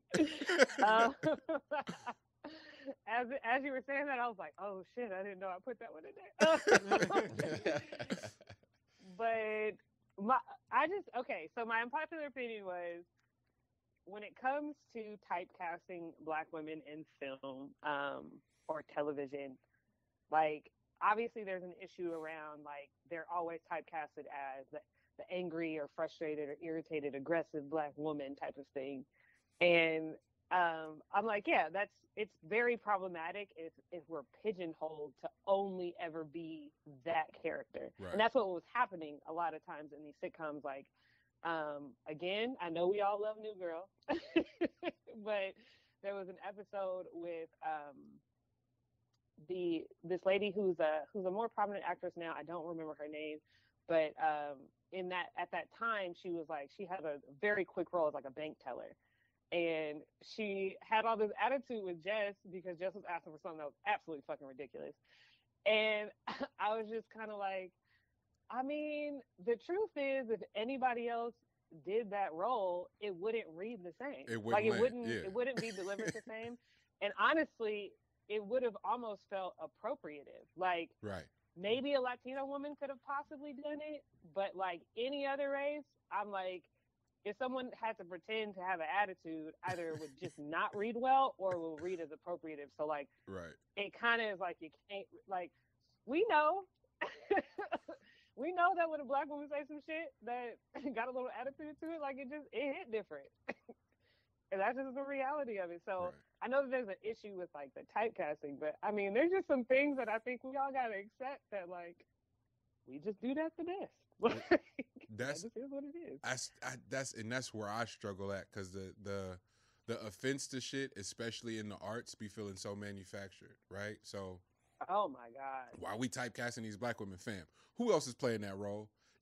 Any character on New Girl would irritate a black woman in real life, like 100%. So stop playing with me. So, damn, can we just give them? Especially Winston. Right, especially Winston. That's exactly why Winston ended up with a white woman. Like, come on, stop playing. Like, so can we just say they got it right? And then when you step into the shit with with Rogan this week, I was like, oh, this is the cost of doing business on a super duper corporate level. When you've been independent for this long, nigga, he 4,000 episodes in. He only been at Spotify for a year. Mm-hmm. Where you think them 3,000 plus episodes are generated from? Them is independent. Guess who not moved by money at all? We're gonna take your sponsors. We're gonna cancel you. Guess who don't care? That white man over there that did 3,000 episodes out of his pocket. You're not about to tell him what he can't say. And he been saying nigga on his show that has 4,000 episodes since the beginning of it. Mm-hmm. Y'all just now caught on because it's popular. Now everybody is manufacturing this offense. Bro, I don't know what to tell you. Our Ari Spears is like, yeah, Dave Chappelle, are you going to kick him off your tour now? No. Because your feelings is hurt? No, absolutely not. It's not hilarious. Out of all people, you pointed it to right. Why would you ask Dave Chappelle that? Why? Think about what years. Think about cat that's not taking offense by most things. Right? What are you talking about? He just took on a whole community and didn't waver. You thought he was gonna get mad because y'all upset about somebody saying nigga? No, not happening. He did the Clayton Bigsby skit. Like that's what it was. B the critics and the offended folks are the people who are the least invested in consuming the art. You're not if you're watching that show, you're not offended at that character because you're like, oh duh, that makes sense. If you've been watching, if you've been tuned in, you ain't have to watch all 4,000 episodes. If you caught a few of them and you get the context of the banter that's happening, you ain't worried about that. Man, please. It's the least of your worries. What is worrisome is the ones who are the most offended and pushing the line the hardest are the least invested in the content that we're debating. I always find it interesting in these topics of like, why do we even listen to people that are because these tend to be like the smallest of voices that tend to ring loud because they get amplified by all the hoopla from all the people that's actually paying attention. Right. You know what I mean? So like I'll be so confused by how it could if we can just go back to the very beginning of how these things start. Like who is the initial person that made a comment that started the brush fire?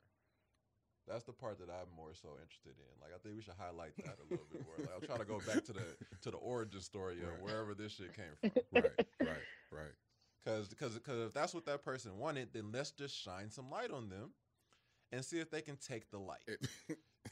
You know what I mean? Because I feel like that will nip all this shit in the butt. You see what happened to baby that was leading the charge at Netflix? They pulled up all her receipts and got her the fuck up out of here. Like, bro, stop. She was on Instagram like, let me tell y'all how this went down. That's what I mean. Like folks cannot take this. Like you're asking people to be a crazy level of empathetic about every single thing, but this is coming from the dark like from the shadow. It's the shadow work. From the shadow, like put a little light over there and see like if they can handle any of that type of stuff. You know what I mean? Like that's more so important to me than canceling whoever is already in the light and living their shit in this. You know what I mean? Like they made a certain choice, yes, but if you decide to open your mouth or even start using your little fingers to start putting something on the keyboard, then you should definitely get some of this. Not exactly backlash. I just want you to get like an interview, whatever, something, and explain your stance. And now we know who your name is, your likeness. Your 15, and then then everybody can dive into your shit. You can feel this shit for a day and see how much you could take. What were you about to say, B? Oh, I wasn't saying that. Oh, I thought you were about to say. Okay. Like I know that's why I know that'll definitely add to like the mental health situation because people gonna have to use that in they back pocket. But you know, I'm willing to take that risk. Me personally. Well, you all had some excellent film references up this week. Don't Look Up. Swan Song. Yeah, I heard that from like the beginning of like our hiatus. Yeah, but it's not dated whatsoever. Is that they actually got more context now. We took some time off and the world grew into the movies. Man, how that work? Man, nah, real life, man. Like I don't know if y'all seen both of them already, but Don't Look Up. I think they both are centered around similar content. But their approach was completely different. Don't Look Up was a little bit more like condescending, I would say. Satire, exactly.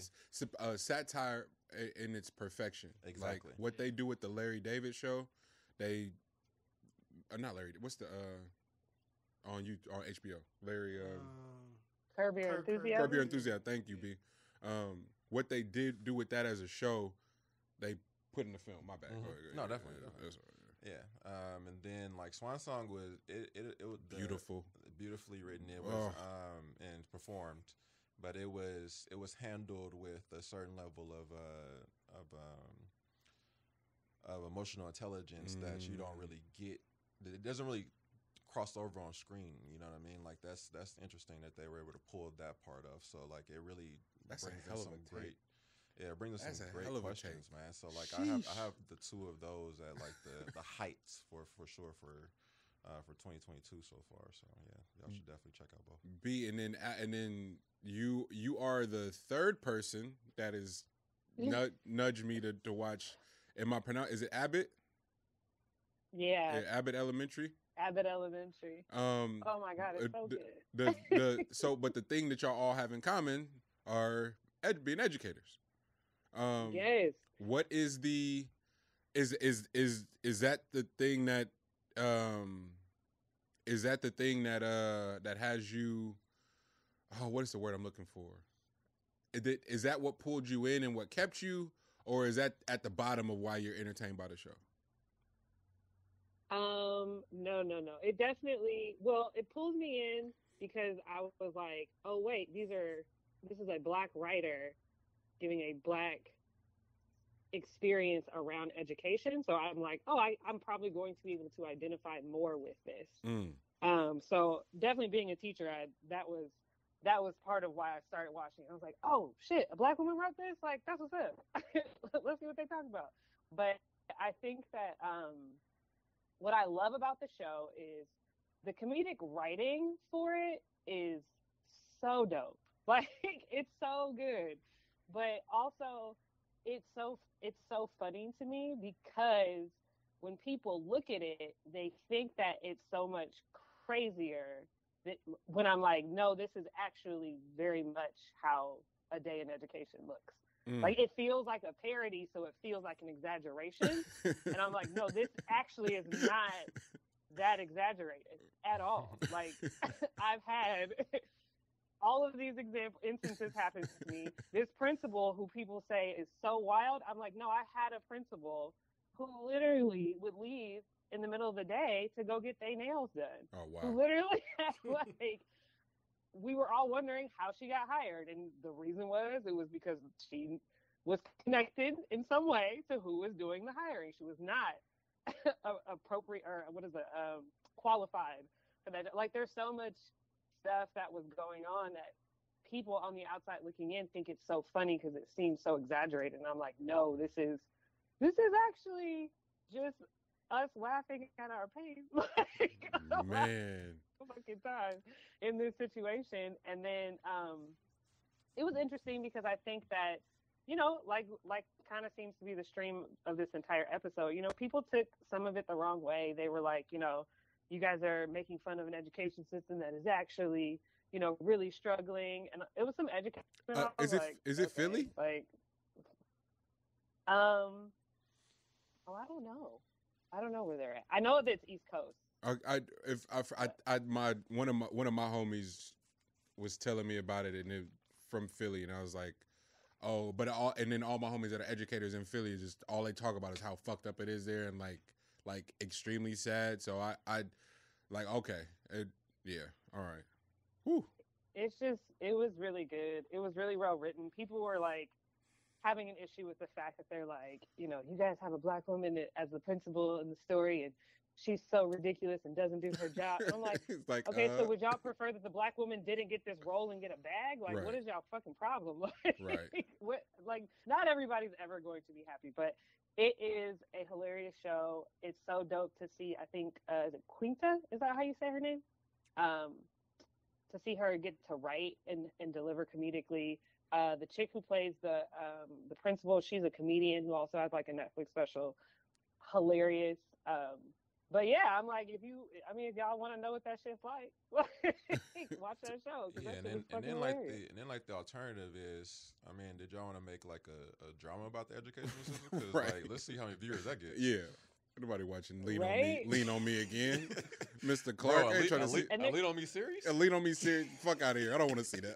I don't want to see that. Bro, that shit ain't been pitched in Hollywood yet. The dope thing to me, that's hella funny. The dope thing to me is also like all of the kids in the show are black and they're actors. So all these young kids are getting screen credit. They're getting money. You know what I'm saying? They're getting royalties. Like every single kid in the show is a black kid. And I'm like, this is fire as fuck. How could anybody have an issue with this? But you know, people be tripping.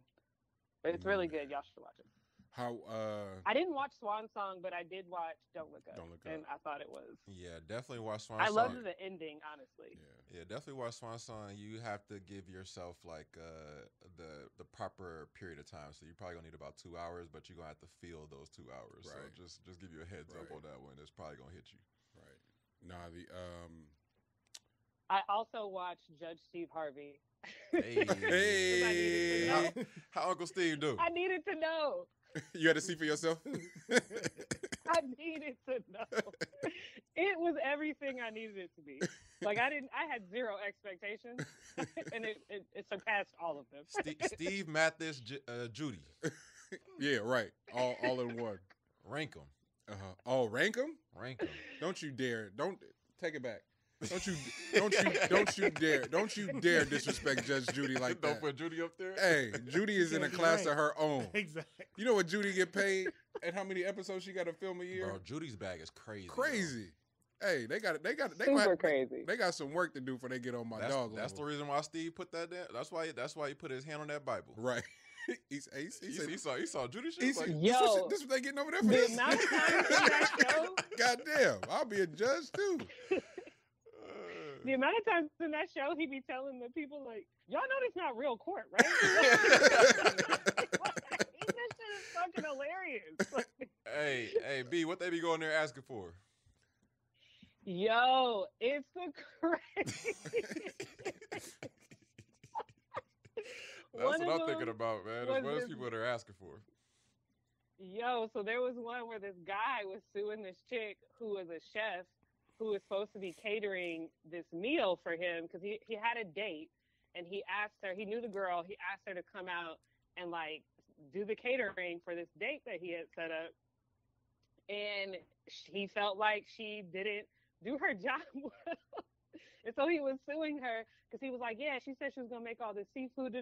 Like, this bitch came and made chitlins. And she was like, you made chitlins in a hotel room on a date? Like, why would you? he's trying to explain to the white people in the audience what shit was on. Like, my dog, man. This shit tight. And then the crazy shit at the end was you find out that basically, like, they used to date, and he brought this girl here to, like, cook to show off him being on a date with a new bitch.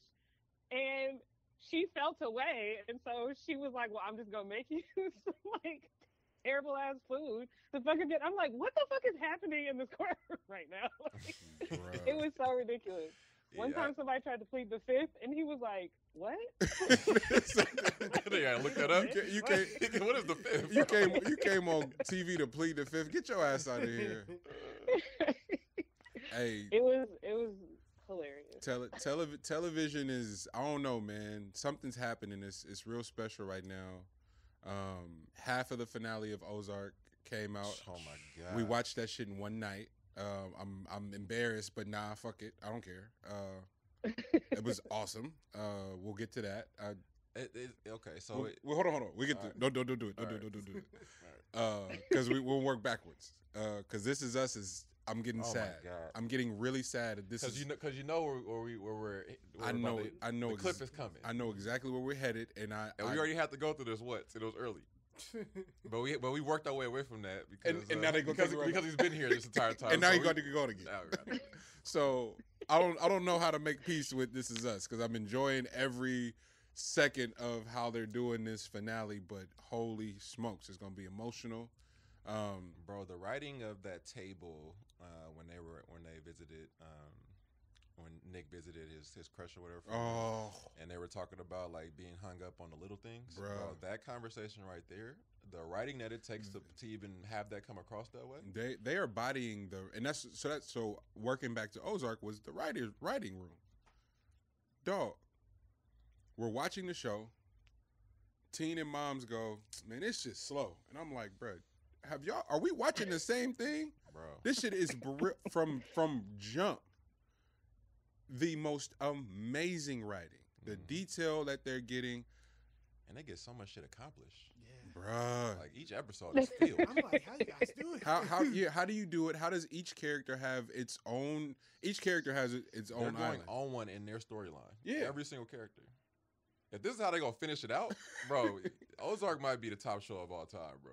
If they finish it out this way, don't nobody want to hear it. Don't nobody want to hear it. Ozark is knocking on the door of being one of the greatest shows ever, and nobody want to talk about it. Game of Thrones didn't. Lex, what's your? Oh, go ahead. I'm sorry. No, that's you nailed it, B. That's what was setting it up for the writer in the room. Oh, go ahead. You be doing the best setups, Monty. So don't lay that bitch up.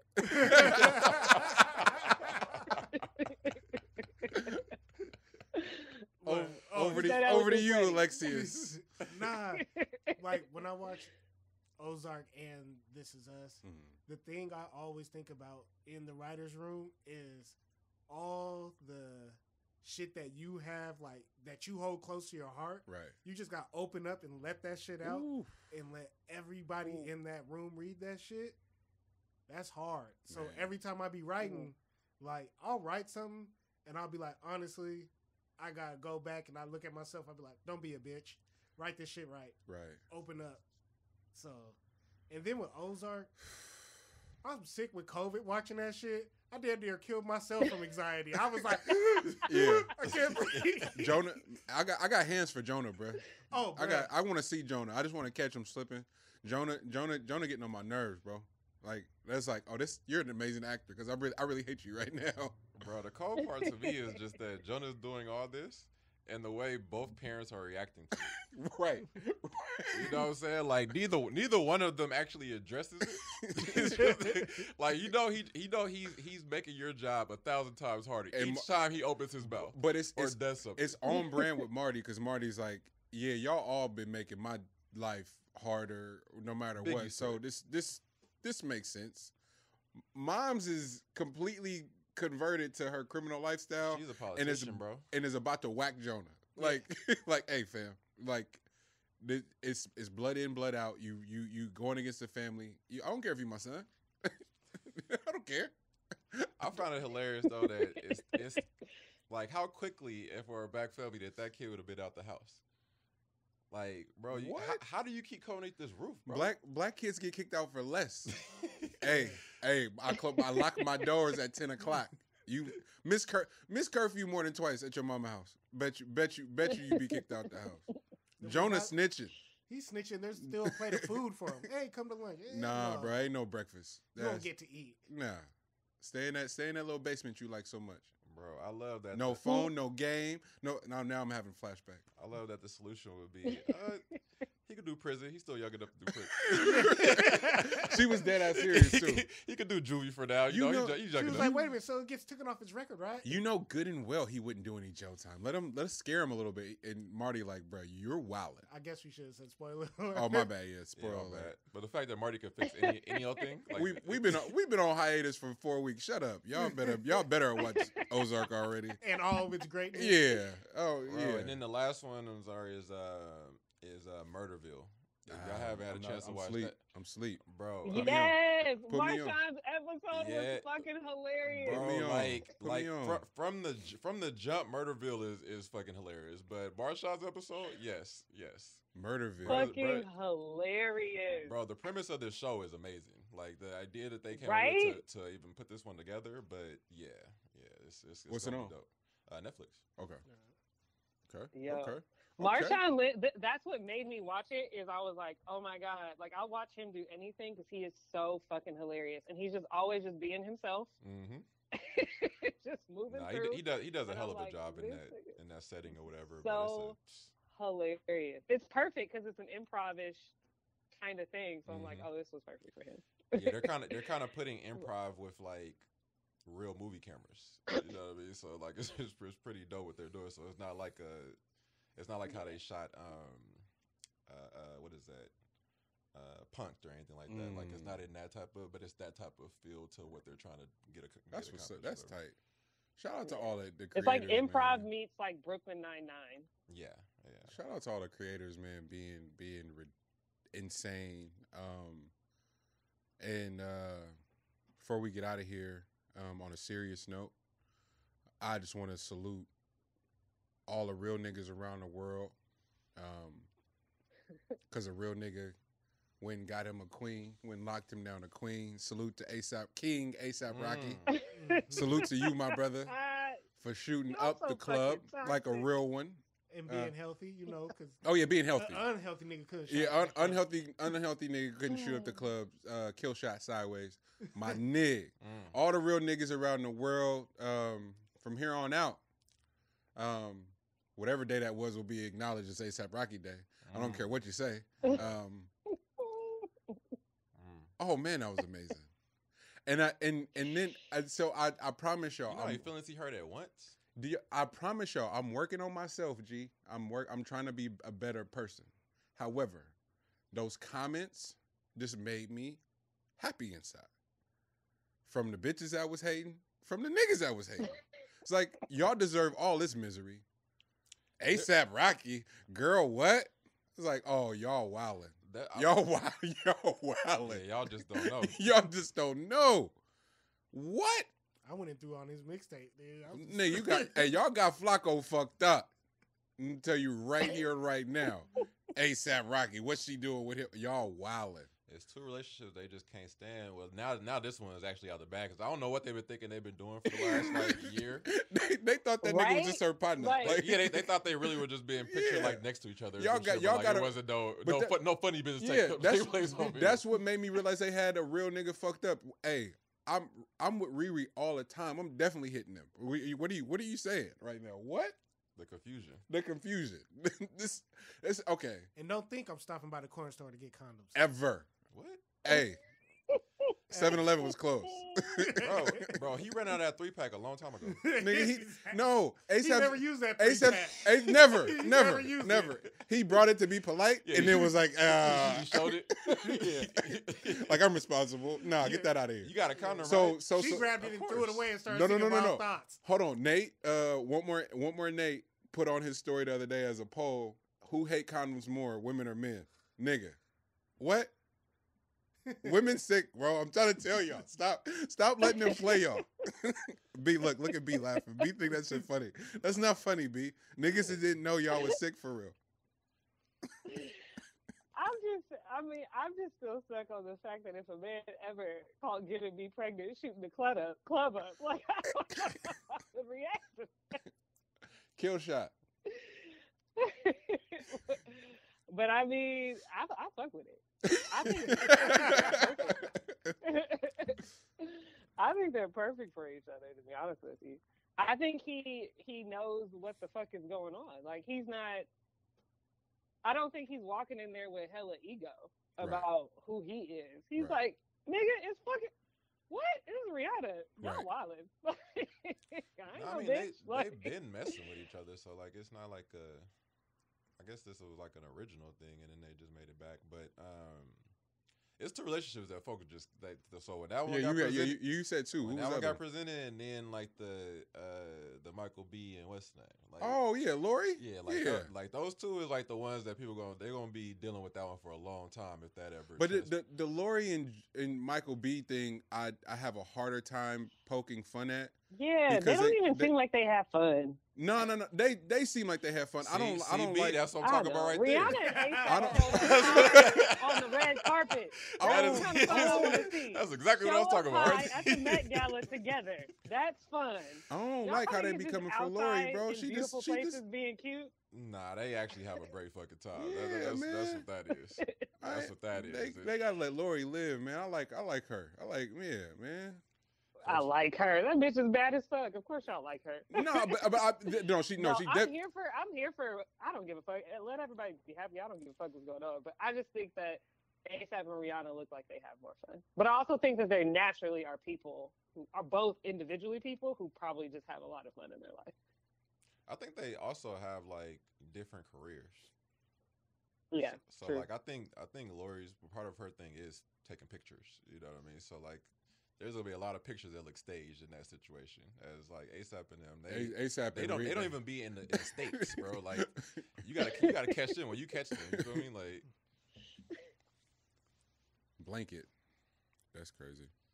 ASAP ain't been in the States in who knows how long. Man, what? Where the fuck is Dior? Like where's that based out of? 'Cause that's where that cat been at. What you doing with Lisa Bonet? Oh no, that's the I was just talking about just where she is on the list. Like we gotta talk about the mythical box. Yeah, you know what I'm saying? Like, cause like the whole thing, like she decided to become a free agent at this point. That's what she knows that she still has unlimited options. So wait, who? Because we never finished. Jason and Momoa. then B wasn't here when we did the original list either. Was Erykah Badu on that list? Erykah was definitely on that list. It was absolutely. She was. I think she's the top of the list. She's like number one draft. I was gonna say she has to be number one. Yeah, right? yeah. Who we had Rihanna on there. Did she stay or no? No, Rihanna for sure. Like just the reaction of everything lets you know that. Okay, so Rihanna, Erykah. Who we missed? That list was crazy. Yeah, no, we gotta bring it back up. Yeah, we gotta refresh it. But Lisa, I'm not mad at putting Lisa Bonet on there. No, because you gotta understand. Oh, like, what? Absolutely, she should have been on there. Yeah, but like how she's even referred to in the industry. You know what I mean? Like Halle Berry will be there. You know what I mean? Like it's just like folks that. I was just listening to Star 6'7", for Drake shit. Mm-hmm. And this man, his silent shooter game is amazing. Like the fact that this man shouted out Zoe and her mama, like you were able to put respect on both names in one line. Yeah, he's what a sicko. Shout out Drake, man. Like you either gotta say Lisa Bonet name at this point. You know who I'm talking about. You know what it is. And I ain't gotta use Zoe's last name. You know who I'm talking about. Rosario was on that list. Rosario was on that list. I forgot. Yeah. And then when you Rosario Dawson? Yes. Yeah, and then when you see who they actually end up with, you'd be like, oh, so this just been like silent shooters this entire time. Right. They ended up like, you know what I mean? Rosario and Zoe Zaldana. Yeah. I hadn't seen her dude until yesterday. Mm-hmm. I was asleep. I was like, okay. I see. Like major salute. There's some greatness happening around these parts, people. What? For sure. So are we gonna bring up music, or are we just gonna leave that alone? What you talking about? It's a lot. It is a lot. music is a whole. We can leave it alone. No. Who you? But I'm trying to figure out who you. We can talk about some disappointments, or we can talk about. Ross unfollowed the Meet the Brave page because of my take, so I probably should be quiet. I was like, it's like big dog. Like, no, man, I didn't mean nothing by it. I just cared. So yeah, I probably should be quiet. I didn't have very many disappointments. Saba showed the fuck up. Friday. Thank you, bro. Amazing, another amazing work. Shout out to Daoud for production on there, and the whole squad, the whole pivot gang. Like it's niggas is just making superb, excellent music. Nah, I'm not gonna do that either because that's gonna fuck up some situations. I'm gonna be quiet. Let me stop. So we ain't gonna do music then. Let's go. Let's go on to No. What disappointments you talking about? Don't say it. Don't say it.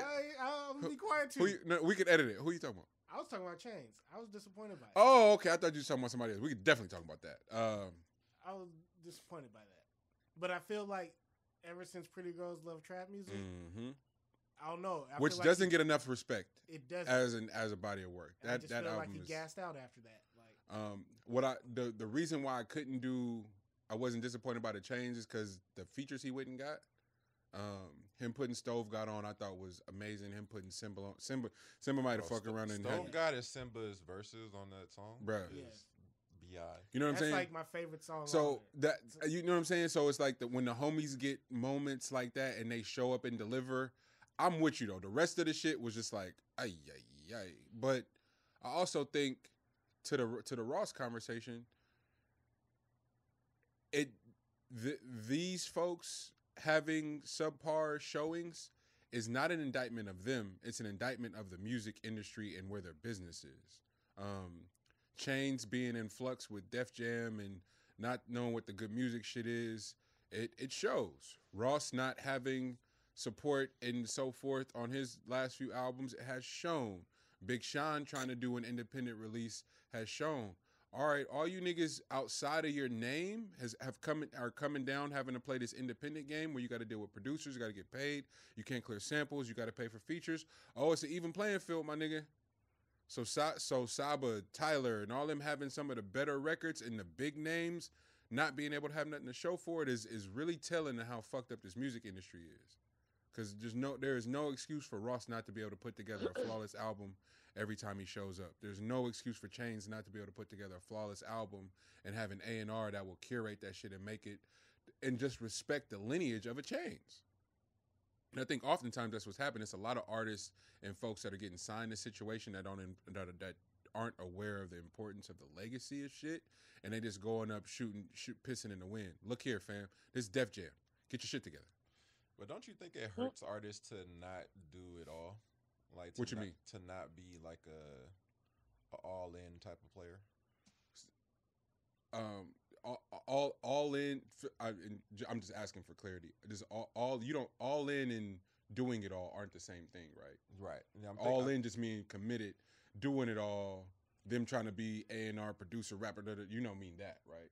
That's what I'm actually thinking about. Because I'm thinking that the folks that are like that kind of do it all, that do like the production and stuff like that, are going to do a lot better in today's realm because right now you're really seeing like folks having to do their own A&R and like figure out like that's interesting putting some engineers or whatever together. Like that's not their strong That's suit. why you need to be an exec because you're one of the first people to ever have that take. You know that? Dope. The industry does not subscribe to that. They actually encourage artists not to do it all. Huh. Because I'm thinking like maybe that doesn't work out best initially for folks or whatever. But while you're getting your sound together or whatever. Right. But over time, your stuff is going to actually start to separate itself. Because once people die down, because initially when people have these big, record label deals and their first album is the first 20 years of their life that they Right. put into one album that Right. comes out dope, Right. and then they flutter is because and they're in flux with their label and stuff like that. That cat that started off with just doing everything or whatever. He got his figured out. Now they So, got this shit figured out. They went through this trial and error period, and now You they got are- this shit rocking. You And brilliant. it's like, nigga, this ain't no comparison now, bro. Like, we playing. Now we really playing. Now we really got the court going. It's like, nigga, you can't get back on the court, my You nigga. beautiful, brilliant mind, you. Boom. That was my beef with Russ. Confidence is fucking earned. That was That's my my sure. thing. That was my beef with That Russ, part. though. Russ was getting all of this acclaim and accolades for being producer, engineer, all the shit. Meanwhile, Crit and Cole were getting killed for making their own beats. Tyler was getting killed for making his own beats initially. And then, to your point, niggas' budget started to run out. Mhm. And the niggas that was self-sufficient would start kicking everybody ass. Mhm. So now everybody's scrambling. That's why Jay Ant about to have a run that's going to make everybody mad. I'm just warning y'all, don't say you wasn't warned. Buckle up. It's about to get spooky. That, what? You mean to tell me we in a day and age where you bigging up those type of niggas that L speaking about? Oh, it's about to get spooky for a lot of niggas that aren't self-sufficient, and you're seeing it. Mhm. This nigga Sean talking about, yeah, man, I'm learning the piano, I'm trying to figure out guitar and shit now. Nigga, I'm trying to figure it out because I'm on my own. Like, hey, gotta make some beats. Like, yeah, man. I love that callback too, B. Confidence is earned. Like, it wasn't always the case, but you are seeing the rapper producer cats. So Kanye should have been the giveaway. Q-Tip should have been the dead giveaway. Let's not act like this is a new phenomenon. Mhm. The Pharrells and so like that, like this, the shit's been happening. However, now it's catching up to where some of the niggas with the pins that you don't want to see, niggas is making the beats too.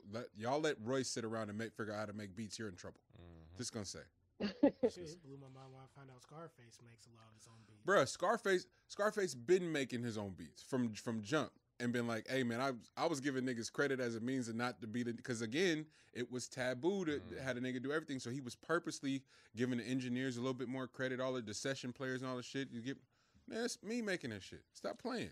Yeah, and then to bring back that Sean point, you see what Sean doing next, right? What is he doing? That nigga hard at work at that 2088. 2088. Oh, you gotta get next to a real one. You feel me? Like, Hey man, I tried this out over here. This ain't this. I don't like this. hey, Janae got endless creativity for that ass. What we talking about? Man, Yeah, you better go stand next to a real one. Get your shit right. man. Who else dropped? Get you a bitch with some singing bowls, you know? Hey, That's why. Life That's will why. be changed. That's why. Callie and Don Toliver are gonna be all right. what? They gonna be all right. Sure. My nigga ain't got off vacation yet. Hey, what? Come home. What I'm coming home for? You see who I'm with, nigga? Fuck out of here. You feel me? That's funny. Who else dropped music? Yo Gotti dropped. Yo Gotti. I haven't said I what haven't had it a yet. chance to get in Yo Gotti Nicki yet. Minaj and Lil Baby. Hey, I played that twice on Grand National Radio this week.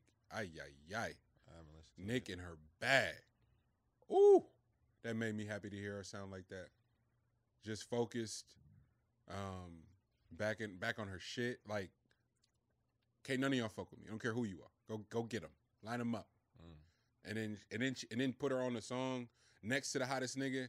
And he had to go. He almost lost his lunch there too. I was like, yeah, this is what I'm talking about. It just felt good. It feels good when I know Meg is Meg. It's not a woman comparison thing, but I think the heights that Nicki reached, there is a difference. Put some respect on my nigga name. So when she pull up, and it sound like it too. Who are we missing, Lex? Oh, Drake. Nigga, Dr. Dre dropped a project this week. What am I talking about? And it sounds fucking phenomenal. Yeah, he's got a legendary Nip verse. M. That's Snoop. all I'm on right Oh, now. they On released the the, music from Yeah, from Grand Theft Auto. Shout out to Thurs, bro. Congrats, you deserve all of this shit, nigga. Nobody worked harder than Thurs during the pandemic in building community. Him, Iman, Fat Ron, like they got a whole squad over there that's doing exceptional things. So my nigga to get the Dre placement right before the Super Bowl, all the shit, like, and him being a part of it ain't a placement because he's part of the crew, but it just feel good to see real niggas win. I don't care what you say. It just does. Like, it's been so many years of the sucker niggas being able to kind of wallow in their mediocrity, and now the niggas who really nice is pulling up and becoming a standard. I'm here to warn you, average niggas, it's over. Your days are numbered. It feels good. Don't it feel good? Feel good to be nice, nigga. Like, and I guess the only reason it resonates so much because you get to see who believe in themselves and who don't. To B's point about confidence being earned, the niggas who ain't really confident in themselves, they do this weird kind of peacocking thing to kind of let you know they were there. And the niggas who just nice just show up and be nice every day. They just clock in, do their fucking job, and trust that it's all gonna work out. And granted, it don't make it any easier. Not saying that. Mm-hmm. However, the idea that the bar or the standard is gonna be you gotta be nice at this shit for real again is here. You can see niggas shaking like they getting they don't like it. Shit feel good, bro. I feel it's a good new day. What do we say? It's a new day for sure. And to set your own bar is a thing. You know what I'm saying? Like, nigga, this is my bar. You heard. B, you got anything before we get out of here? My pod's coming back soon. Oh, come, man, why you didn't tell me to have an air horn or something, bro? What? You trying to slip that one in there? Conversations with Nation Season 3? No. Uh-oh. I'm actually calling it 2.5. Okay. You calling it what? 2.5? It's like a 2.5-ish, not like a 3. Okay. Let's go. It's changing because just what I want to do for season 3 is going to take me a good amount of time and resources to pull off, right. And I have a very clear vision of it, and it's starting to actually come into fruition. So it's moving, but I just know that project is going to take me probably 7 to 8 months to pull off. So, right. In this in between time, I switched it up. I completely switched up the structure. Some episodes are just me, some are interviews, and yeah, it's me trying to like kind of pivot a little bit. So, oh man, but you just made my day. I also got. I was really excited. I got recording space out here at the cultural center, so they have a recording studio, and they were like, hey, no one uses this recording studio, and there's like a podcast room. Do you want to just have it? And I was like, what? What? Yes, we taking a trip, right? So yeah, things are aligning, and that's really nice to feel. Congrats, B. Trying to like work. So a couple weeks. It would have been a week, but then I tried to shoot yesterday and get back into that space of like, you know, when you try to do some shit and that shit don't work out how you thought it was. Hey, Grace. All of y'all know how that feels, right? So it's going to be pushed back probably about. I got a question for that specific moment right there, B. You being a part of our crew. I mean, granted, you've had that. That's not to say that you haven't had your own hurdles individually, but it is different when there's hurdles and there's 4 people versus when there's 1. Were you able to allow yourself a little bit of grace and just be like, it'll work out, like just not harp on it too much, or was there any tension or anxiety around things not going right yesterday? I definitely harp on myself less, just having had the amount of, I guess we can call them like failures, I guess, in my first 2 seasons of just trying some shit, and the amount of frustrating times I've had to reshoot and figure out stuff about cameras and like all that other shit. I'm not overly affected by it because I just accept that it's just part of the process, right? Of trying to figure it out. I think I was a little frustrated with myself in the sense of like, there were certain things that I felt like you should have been a little bit more prepared for this. But there were other things that I'm like, yeah, there's no way you would have known. Like, there's no way you would have known that, you know, this neon light that you're trying to set up in a backdrop isn't going to show up on the camera well unless you like go and research what ISO is, and like, you know, like there's just shit that I go like, okay, there's no way I could have known that. But and so have grace for yourself, and you have this space to like to try and play and fuck up and come back, you know, whatever. So I'm less hard on myself than I was, just because I'm accepting that failure is just part of it. But I definitely get frustrated with myself sometimes. But yeah, it's still fun though. Like that's the thing. It's like I'm very particular. I've been very particular this year just about making sure I'm very intentional about incorporating things that, you know, I love and that bring me joy and that allow me to play in like the creative space, because I think the energy around creating feels good. Right. It feels very empowering. So you just kind of like, I mean, the other option is to not. I can fuck that. So as a fan of the show, I'm so glad it's coming back. But as a fan of you too, just you finding your voice and your steez is gonna be one hell of a journey. And the idea that you altered the move, the trajectory of the show based on what the needs are and the produced, it really has me excited. And like, yo, what is it gonna be then? You know, because your one Brittny was the only one that sent in her stream of consciousness last week, fellas. But it was like I was wondering what the fuck happened with that. I was seriously contemplating on some one woman shit, because it's just brilliant. You know what I'm saying? So it's like I'm excited to see what that iteration of it looks like too. So congrats, B. Thank y'all. Lex Bub. So yeah, if y'all listen to this, make sure y'all go listen to that when it drops as well. That part. Yeah. And listen to the old ones. Yeah, no facts. Go back. Yes, yeah, do yourself a solid. That part. Lex Bub, what you got cooking before we get out of here? Oh, got a few things cooking. Something with the crew. Hey. So shout out to the Reef. Man. Oh yeah. We dropped the first episode. Y'all killed that. How'd that feel to have that come out? That's been like 6 months in the works, maybe a little longer actually. Yeah, man.